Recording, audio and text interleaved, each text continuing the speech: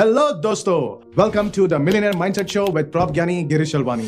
एक बात समझना जरूरी है, बड़े रिजल्ट के लिए हमेशा बड़ा पैसा लगाना जरूरी नहीं है, लेकिन सोच और स्मार्ट डिसीजन और फोकस इन्वेस्टमेंट से आप ये कर सकते हैं। इस वीडियो में हम बात करेंगे ऐसे 5 पावरफुल आइडिया की जो छोटे इन्वेस्टमेंट के साथ आपके बिजनेस को नए हाइट्स पर लेके जाने की ताकत रखते हैं।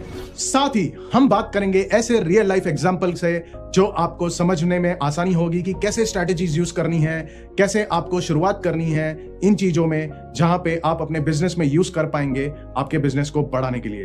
तो चलिए शुरुआत करते हैं हमारे पहले स्टेप से, जिसको हम बोलेंगे स्किल बेस्ड इन्वेस्टमेंट। छोटा इन्वेस्टमेंट जहां पे बड़ा लंबा रिटर्न आ सकता है, बड़ा लंबा सक्सेस आपको मिल सकता है। आपने और अपनी टीम के लिए आपको स्किल्स में इन्वेस्टमेंट करना है। एक अंडररेटेड आपको इन्वेस्टमेंट करना है जहां पे आपको गेम चेंजिंग स्ट्रैटेजीज यूज करनी है, क्योंकि आज के जमाने में आप प्रोडक्ट में या सर्विस में, क्वालिटी में उतना ही आप इन्वेस्टमेंट कर पाओगे जितना आपको एग्जीक्यूशन में आपको डिफाइन करना है। जब आपकी टीम का स्किल्स बेटर हो जाएगा तो उनका रिजल्ट भी ऑटोमेटिकली इंपैक्टफुल हो जाएगा। जैसे कि आप मान लो स्टारबक्स है।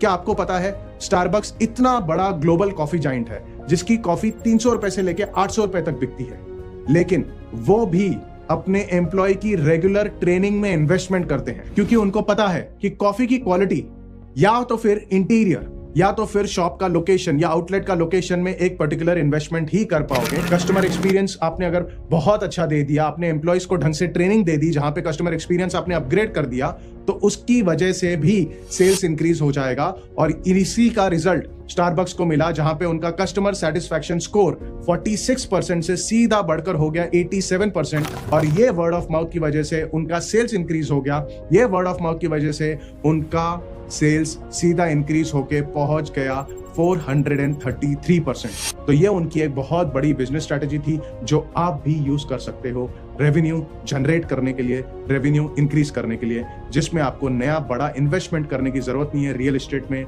मशीन्स में या शॉप में या आपको मैन पावर में इन्वेस्टमेंट करने की जरूरत नहीं है। स्किल डेवलपमेंट में आपने अगर पैसा लगा लिया, अपने स्किल्स को अपग्रेड करने में पैसा लगा लिया, अपने टीम के स्किल्स को अपग्रेड करने में पैसा लगा लिया, तो आप इंक्रीमेंटल रेवेन्यू बढ़ा सकते हो, इंक्रीमेंटल सेल्स बढ़ा सकते हो। अभी आप बोलोगे गिरीश जी मैं अपने बिजनेस में कैसे इस्तेमाल करूं, या आप तो स्टारबक्स की बात कर रहे हो, तो मैं आपको एक छोटा सा एग्जांपल बताता हूं कि एक मुंबई बेस्ड सैलून है, ठीक है, नाई की दुकान है, जहां पे एक क्राउडेड मार्केट में उसने सैलून तो खोल दिया, बट क्या हुआ, कंपटीशन बहुत सारा था, अकेला तो था नहीं, 3-4 और थे, ठीक है, रेंट, मैन पावर, कंपटीशन, ठीक है, लाइट का बिल, सब खर्चों को ध्यान में रखते हुए प्रॉफिटेबिलिटी कम हो रही थी। तो अब करूं क्या?